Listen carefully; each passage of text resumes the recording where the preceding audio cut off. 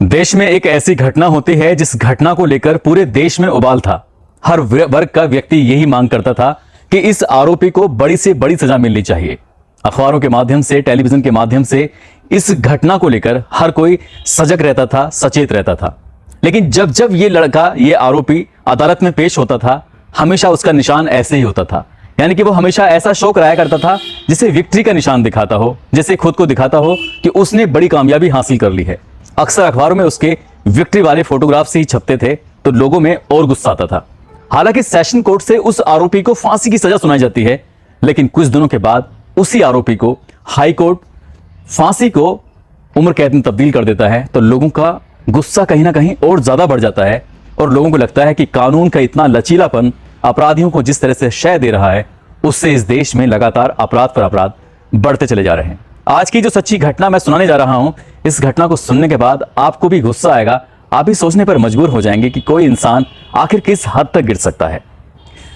आदाब, नमस्कार, सत श्री अकाल, मैं उस्मान सैफी। आज की जो सच्ची घटना मैं आपको सुनाने जा रहा हूं, ये सच्ची घटना है राष्ट्रीय राजधानी क्षेत्र दिल्ली की। दरअसल एक लड़की जिसने नर्सिंग का कोर्स किया था और सरकारी नौकरी की तलाश में वो लगातार एक के बाद एक फार्म भर रही थी, और एक दिन उसके पास एक डाकिया आता है एक पत्र लेकर। डाकिया जैसे ही उसको पत्र देता है, लड़की पत्र को खोलकर देखती है तो उसकी खुशी का कोई ठिकाना नहीं था। वो खुशी से इतनी झूम जाती है कि अपने घर में, अपने परिवार में हर एक सदस्य के पास जाती है, जाकर कहती है कि आज मेरा सपना पूरा हो गया है और मेरी पहली नौकरी मुंबई में लगी है। बस इतना कहना था और वो ज्वाइनिंग लेटर था, उसकी तारीख लिखी हुई थी, कब जाना है, कहाँ जाना है, सब कुछ उसमें लिखा हुआ था। अब क्योंकि वो लड़की अक्सर घर में रहती थी, यहीं पढ़ती थी, दिल्ली से बाहर कभी कहीं गई नहीं थी, लंबा सफर था, बहुत दूर का सफर था। तब घर वाले कहते हैं जिस दिन ज्वाइनिंग होगी हम तुम्हारे साथ चलेंगे, और वो दिन भी नजदीक आ जाता है। वो दिन था 1 मई 2013। निजामुद्दीन रेलवे स्टेशन पर वो अपनी ट्रेन का इंतजार कर रहे थे। साथ में चाची होती हैं सुनीता दहिया, चाचा होते हैं विनोद दहिया, पापा होते हैं अमर सिंह राठी, और वो लड़की, वो बेटी भी होती है जिसका नाम प्रीति राठी होता है। ये सब के सब रेलवे स्टेशन पर अपनी ट्रेन का इंतजार कर रहे थे। 3:40 पर दिल्ली से मुंबई जाने वाली एक रेलगाड़ी, जिसका नाम गरीब रथ होता है, वो आती है, स्टेशन पर रुकती है। इस लड़की का खुशी का कोई ठिकाना नहीं था और सीधे अपनी उस बोगी में जाकर बैठ जाते हैं। अपनी चाची के बैठने का इंतजाम करते हैं, पापा और चाचा का भी इंतजाम करती है। अंदर बैठने के बाद सब कुछ ठीक चल रहा था। ट्रेन के अंदर कुछ ज्यादा भीड़ थी, ज्यादा लोग जमा थे, और इसी बीच में एक लड़का जिसके सर पर एक सफेद रंग की कैप रखी हुई थी, साथ ही उसने अपने चेहरे पर एक गमछा डाला हुआ था, यानी कि उसका चेहरा कोई देख नहीं पा रहा था इस तरह से। और ट्रेन का जो सफर था वो अपनी मंजिल की ओर लगातार चल रही थी। वो लड़का बार बार उस लड़की के इर्द गिर्द आता था और चला जाता था। उसके बाद यहां से दूसरी बोगी, दूसरी से तीसरी बोगी, सब कुछ ऐसे ही चल रहा था। और ये सफर धीरे धीरे जब चल रहा था तो कुल मिला के रात हो जाती है, और देर रात वो लड़का फिर भी उस लड़की के पास आता है। तभी कहीं जाकर उस लड़की के पापा कहते हैं कि तुम बार बार चक्कर लगा रहे हो, आखिरकार क्या बात है, क्या माजरा है। लड़का चुपचाप वहां से निकल जाता है और ऐसा शो कर रहा था जैसे क्या उसे किसी से कोई मतलब नहीं है। वो तो यूं ही आकर खड़ा हो जाता है। लगभग 15-16 घंटे का ये ट्रेन सफर तय करती है और सीधा मुंबई पहुंच जाती है। जैसे ही ट्रेन मुंबई पहुंचती है, बांद्रा यहाँ पर टर्मिनल है, यहाँ पर ये रेलगाड़ी रुकती है। प्रीति अपने चाचा, अपने पापा, अपनी चाची के साथ इस टर्मिनल पर उतरती है। उतरने के बाद ये खुशी जाहिर कर रहे थे क्योंकि इन्हें अब अगले दिन, यानी कि ये बैठे तो 1 मई को हैं, 16 घंटे बाद अब अगला दिन निकल आता है और 2 मई 2013 की सुबह 7:55 का वक्त था। ट्रेन से निकलने के बाद ये अपनी मंजिल की तरफ जैसे जा रहे थे, चाचा, चाची, पापा ये आगे थे, लड़की थोड़ा सा पीछे थी। ऐसा लग रहा था जैसे रात भर के सफर में वो थक गई हो। तो जैसे ही वो थोड़ा सा आगे चल रही थी, तभी एक लड़के ने पीछे से आकर उसके कंधे पे हाथ रखा, और कंधे पे हाथ जैसे ही रखता है तो वो लड़की पीछे मुड़कर जब देखती है तो अचानक ही वही लड़का जो बार बार ट्रेन के अंदर उसका पीछा कर रहा था, बार बार उसको देख रहा था, जिसने सर पर सफेद रंग की कैप लगाई हुई थी, गमछे से अपने चेहरे को ढका हुआ था, उस लड़की और लड़की की जब आंखें से आंखें मिलती हैं, तभी वो लड़का अपने हाथ में एक डिब्बा था, उस डिब्बे को पूरा का पूरा उस लड़की के चेहरे पर उड़ेल देता है। और जैसे ही उड़ेलता है उसके बाद लड़की समझ ही नहीं पाती है, कुछ ही सेकंडों में उसके चेहरे पर जलन शुरू हो जाती है। जलन कुछ इस तरह से होती है, वो लड़की बहुत जोर जोर से चीख रही थी, चिल्ला रही थी, और अपने चीखने चिल्लाने की उस आवाजों की गूंज उसकी चाचा, चाची, पापा तक पहुंच जाती है, बल्कि आसपास जितने भी यात्री होते हैं वहां तक पहुंच जाती है। अब वो जल्दी से उसके चाचा, चाची और पापा उसके पास पहुंचते हैं और उस लड़की के चेहरे पर, उसके कपड़े पर जो कुछ गीला था तो उसे साफ करने की कोशिश कर रहे थे। वो एसिड था, जिसे हाथ लगा रहे थे वैसे ही हाथ झुलस रहे थे और एकदम उसका असर इतनी तेजी के साथ था कि कोई अंदाजा नहीं लगा सकता। यहां हालत कुछ ज्यादा बिगड़ जाती है, लड़की की हालत बेइंतहा खराब होने लगती है। उधर जिसने ये जो नकाबपोश था, जिसने इस घटनाक्रम को अंजाम दिया था, जब यहां से भागने की कोशिश कर रहा है तभी उसके हाथ से डिब्बा छूट जाता है। वहीं पास में एक लड़का खड़ा हुआ था जिसका नाम समीर शेख होता है। समीर शेख इस लड़के को उस डिब्बे को फेंकते हुए देखता है और जैसे ही उस डिब्बे को अपने हाथ से लेकर सूंघने की कोशिश कर रहा था, उसे पता चल जाता है कि इसके अंदर तो एसिड था। उसका भी हाथ झुलस जाता है। तभी वो जोर जोर से आवाज लगाता है, चिल्लाता है और कहता है, सलमान, सलीम, जल्दी से इसे पकड़ लो, इसने इस लड़की के ऊपर एसिड फेंका है। और वो चीख रहा है, चिल्ला रहा है। उसके दोनों दोस्त उस लड़के के पीछे पीछे भागते हैं और इसे ऐसे करते करते रेलवे स्टेशन कब निकल जाता है, कब वो आंखों से ओझल हो जाता है, उनको पता ही नहीं चलता। उनकी कोशिश नाकाम रहती है और चारों तरफ उस लड़की के आगे अब अंधेरा छाया हुआ था। हालत बिगड़ रही थी, चेहरे पर फपोले पड़ने लगते हैं। उस लड़की को तत्काल ही स्टेशन मास्टर के रूम में लेके जाया जाता है, ऑफिस में लेके जाया जाता है। बाप चाचा चाची का रो रो कर बुरा हाल था। लड़की रोना भी चाहती थी लेकिन समझ नहीं पा रही थी कि वो करे तो करे क्या। आज उसकी जिंदगी का सबसे खूबसूरत दिन था, आज उसकी नौकरी का पहला दिन था, क्योंकि आज उसने मुंबई के नेवी ऑफिस में ज्वाइनिंग करनी थी। एक लेफ्टिनेंट सेक्रेटरी के तौर पर वो ज्वाइन करने, सेकंड लेफ्टिनेंट के तौर पर वो आईएनएस मुंबई में ज्वाइन करने वाली थी। और उसकी जिंदगी एक डब्बे ने, जो 2 लीटर का डिब्बा था, उसने पूरी जिंदगी को ही बदल के रख दिया। जल्दी जल्दी उस लड़की को यहां से हॉस्पिटल लेके जाते हैं, क्योंकि उसकी तबीयत ज्यादा खराब थी, इसलिए उसको लेके जाते हैं सीधा गुरु नानक हॉस्पिटल, जो बहुत नजदीक पड़ता है। वहां जाकर इलाज कराना शुरू करते हैं। लेकिन ये हॉस्पिटल इस इलाज के लिए था ही नहीं।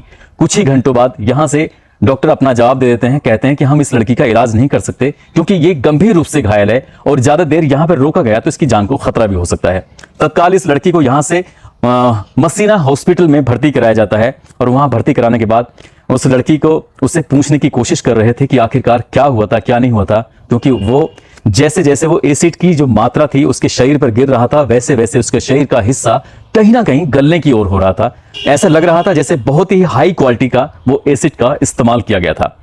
इलाज शुरू हो जाता है, 2-3 दिन का वक्त बीत जाता है। पुलिस आती है, इस मामले की जांच पड़ताल करती है कि आखिरकार इस घटनाक्रम को किसने अंजाम दिया है। अब लड़की से बातचीत करने की कोई कोशिश कर रहा है तो उसके मुंह से आवाज भी नहीं निकल रही थी, क्योंकि उस एसिड की वजह से उसका गले की जो बोलने की वोकल होता है वो भी बेकार हो चुका था। शरीर की जो फेफड़े थे, दिल, इन सब पर बुरी तरह से असर होने लगा था।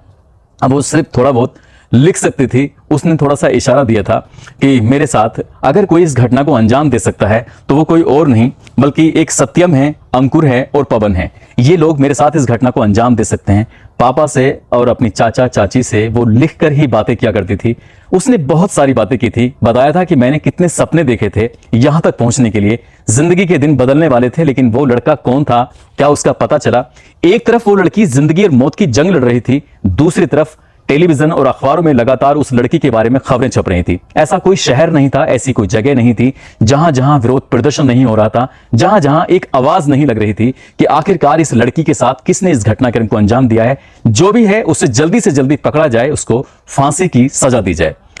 इसी बीच में जो उसकी छोटी बहन होती है तनु, उसको एक लड़का जो कि बीटेक कर रहा था, जिसका नाम होता है पवन कुमार, पवन फोन करता है। पवन फोन करके पूछता है कि तनु, तुम्हारी बहन की तबीयत कैसी है, सब कुछ ठीक तो है, कहीं कुछ गड़बड़ तो नहीं है। लेकिन उसका पूछने का अंदाज कुछ अलग था। तनु को शक होता है। तनु कहती है, पापा, आज मेरे पास पवन का फोन आया था, जो लड़का बीटेक कर रहा है, उसे छात्र है, उसने उसके बारे में पूछा था। वो कह रही थी कि तबीयत कैसी है। इसके पापा को भी शक होता है। इसके पापा सीधा पुलिस को फोन करते हैं। पुलिस से कहते हैं कि आज हमारे घर पर मेरी बेटी के पास फोन आया था पवन कुमार का, हो ना हो ऐसा तो नहीं कहीं इस घटना के पीछे पवन हो। तभी पुलिस इस मामले को गंभीरता से लेती है और 9 मई 2013 को इस पवन कुमार को हिरासत में लेते हैं और इससे सख्ती से पूछताछ करते हैं, क्योंकि ये एक नाम वो भी था जिनमें से प्रीति राठी ने इन 3 नाम जो बताए थे उनमें से एक पवन कुमार का भी नाम था। पवन के साथ पुलिस सख्ती से पेश आती है और मुंबई की रेलवे पुलिस इसे ले जाने के बाद इससे पूछताछ कर रही थी, इससे बातचीत कर रही थी। कई दिनों का समय बीत जाता है, लेकिन कई दिन के बाद भी ये सफलता नहीं मिलती कि आखिरकार ये पवन कुमार ने ही इस घटनाक्रम को अंजाम दिया है, किसी और ने दिया है। जिस तरह से पुलिस जांच कर रही थी वो वाकई जांच सवालों के घेरे में खड़े होना लाजमी ही था।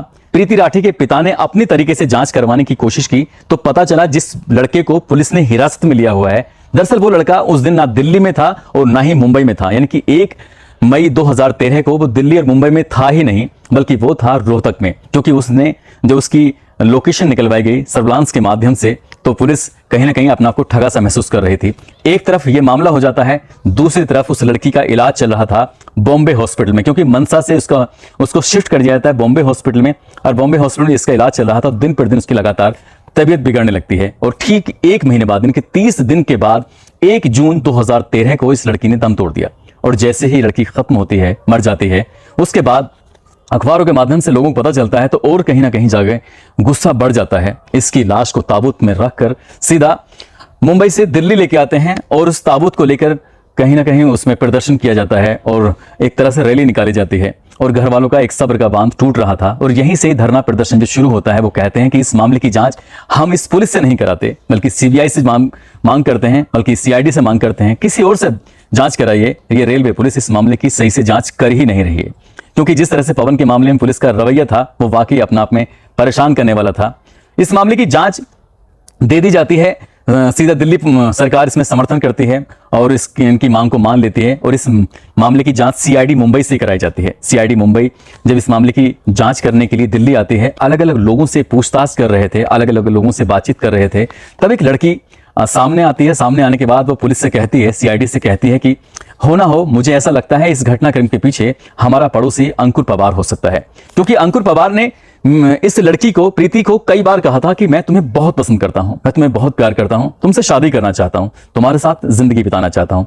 प्रीति इस बात को बिल्कुल भी तैयार ही नहीं थी। वो कहती थी कि तुम्हें अपना काम करना चाहिए, पढ़ाई करके आगे बढ़ना चाहिए। लेकिन दोनों में टकराव की स्थिति हो जाती है, और ये स्थिति टकराव की और उस दिन बढ़ जाती है जिस दिन कैस की सरकारी नौकरी का पत्र आता है, और इसके पापा लड़के के कहते हैं कि देखो प्रीति कितनी आगे बढ़ रही है, और तुम हो कि आगे बढ़ ही नहीं रहे हो।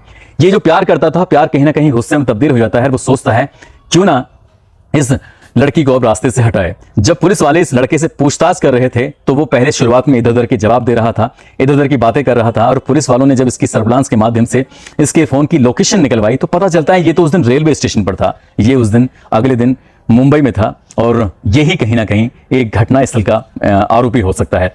उधर जो 3 लड़के होते हैं, समीर शेख, सलमान शेख, सलीम शेख, इन तीनों लड़कों ने, क्योंकि उसे पकड़ने की जब कोशिश की थी, काफी दूर तक उसके साथ भागे थे, तो कहीं ना कहीं इस बीच में उसके चेहरे से हल्का फुल्का जो गमछा था वो हटा था। तब कहीं जाकर तीनों लड़कों ने उस लड़के की तस्दीक की, स्केच भी बना था उस बीच में, कहीं ना कहीं वो मेल कर जाता है, मैच कर जाता है, और फोन की लोकेशन, बहुत सारे सबूत थे जो सीआईडी को मिल जाते हैं। तब कहीं जाकर लगता है कि जो असली आरोपी है अब पुलिस के हाथ पे चढ़ चुका है। देश के लोगों में उबाल चल ही रहा था, वो लड़की पहले ही खत्म हो चुकी थी। अब इस मामले की सेशन कोर्ट मुंबई में सुनवाई होती है, और 2-3 साल लगातार सुनवाई होने के बाद सन 2016 में वहां के जज साहब इस वाले मामले में, संभवतः ये भारत का पहला ऐसा केस है जिसमें एसिड के मामले में किसी को फांसी की सजा सुनाई गई हो, और वाकई इसमें ऐसा ही होता है। जज साहब कहते हैं कि प्रीति तो पहले ही मर जाती, प्रीति तो पहले ही खत्म हो जाती, यदि प्रीति को उसका चेहरा दिखाया जाता। अगर प्रीति को यह पता चल जाता कि उसका चेहरा कितना बिगड़ चुका है, उसका शरीर कितना बिगड़ चुका है इस एसिड से, तो वाकई वो पहले ही मर जाती। इसलिए इस व्यक्ति को किसी भी कीमत पर बख्शा ना जाए, और तब तक फांसी के फंदे पर लटका के रखा जाए जब तक इसके प्राण न निकल जाएं। उसे फांसी की सजा सुनाई जा रही थी, और वो विक्ट्री का निशान दिखा रहा था। यही खबर जब अखबारों में छपती है, यही फोटो जब अखबारों में छपता है, लोगों में और भी ज्यादा उबाल आ जाता है। लोग मांग करते हैं कि जितनी जल्दी हो सके इसको फांसी की सजा दे ही दी जाए। मगर हमारे देश का कानून की जो लचीलापन है, उसमें जो बहुत सारी तकनीकियां हैं, उसके चलते उसने फिर आगे चल के हाई कोर्ट में अपील करता है। हाई कोर्ट में अपील करने के बाद उसकी सजा को फांसी से बदलकर उम्र कैद में तब्दील कर दिया जाता है। फांसी की सजा उसकी उम्र कैद में तब्दील हो जाती है, लेकिन उसकी जो विक्ट्री का निशान था वो कभी कम नहीं होता था। लेकिन लोगों में उससे ज्यादा कहीं गुस्सा था, उससे कहीं ज्यादा उबाल था कि जिस लड़के ने इतनी बड़ी घटनाक्रम को अंजाम दिया है, कि लड़की की जिंदगी को पूरी तरह से तबाह कर दिया है, उसके परिवार के सपनों को पूरी तरह से तोड़ दिया है, उस लड़के को आखिरकार ऐसे कैसे कर रहे हैं। अभी तो उसके पास बचने के बहुत सारे और चांस हैं। अभी तो वो सुप्रीम कोर्ट जाएगा और राष्ट्रपति के यहाँ भी अपील करेगा, और कितनी सारी उसकी जो अपीलें होंगी, हो सकता है कि वो बच के भी निकल जाए। लेकिन उस लड़के ने जो उस लड़की के साथ किया, ये घटना पूरे हिंदुस्तान में चर्चाओं का विषय बन जाती है, और इसके बाद इस एसिड के मामलों में कई तरह के बदलाव भी देखने को मिलते हैं। लेकिन यदि ऐसे ही आरोपियों को कम से कम समय में बड़ी से बड़ी अगर सजा मिल जाए, तो ये अपराधियों के हौसले पस्त हो जाएंगे। अपराधी अपराध करने से कई बार बचेंगे, सोचेंगे करने से पहले। और मैं भी अपने इस वीडियो के माध्यम से सरकार से, कोर्ट से यही अपील करूंगा कि बड़े से बड़े मामले में कम से कम समय में सजा देकर उन्हें ये साबित कर देना चाहिए कि कानून का जो भी उल्लंघन करेगा उसे किसी भी कीमत पर बख्शा नहीं जाएगा। दोस्तों, इस घटनाक्रम को सुनाने का उद्देश्य भी किसी को परेशान करना नहीं है, किसी का दिल दुखाना नहीं है, बल्कि आपको जागरूक करना है, आपको सचेत करना है। और जाते जाते कुछ लोगों के जन्मदिन है, जिसमें अर्थव अवस्थी हैं, लखनऊ के रहने वाले हैं, दिनेश कुमार हैं, बेंगलोर के रहने वाले हैं। इनको जन्मदिन की बहुत सारी शुभकामनाएं, बहुत बहुत मुबारकबाद। साथ ही नीतीश कुमार, रंजीत सिंह, शहबाज मंसूरी, सजीम खान, दीपा, मुबारक खान, शादाब अंसारी, सुभाष, अमन कुमार, शकील सिद्दीकी, सबीर मलिक, दीपू पटेल, यूसुफ, मोहम्मद रऊफ सैफी, अनुपदेव ब्रजवासी, छोटू खान, सरवर सिंह, अशोक गहलोत, लकी सैनी, हर सहाय मीणा, इन लोगों ने नाम लेने की अपील की थी। आप सब लोग अपना ख्याल रखें, सुरक्षित रहें। जय हिंद, जय भारत।